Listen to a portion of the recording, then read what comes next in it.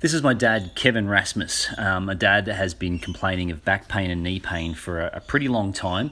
They live up in Cairns and they were recently visiting us down on the Sunshine Coast. And what I'm doing here with him at the moment is looking at his shoulder flexibility. Now, his hands are way off the floor, and the majority of people should be able to get their hands behind their head, touching the ground at the same time.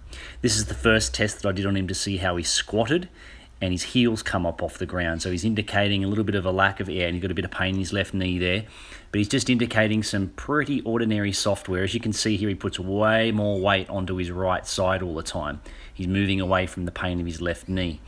So after a range of different hamstring stretches and hip mobilisations using bands to loosen up the muscles that he'd tightened up for so damn long, we improved his squat pretty quickly. This is a really important thing. This is a functional movement pattern that everyone should be able to do. And even with my dad, who's had knee surgery on his left knee there a couple of times. So instead of just avoiding movements that actually give you pain, as you can see here, I've been getting him to do it against a pole and or holding the pole to be able to make it a lot easier for him to do it. And now he's been regularly doing this. He's reported and definitely feeling the benefits.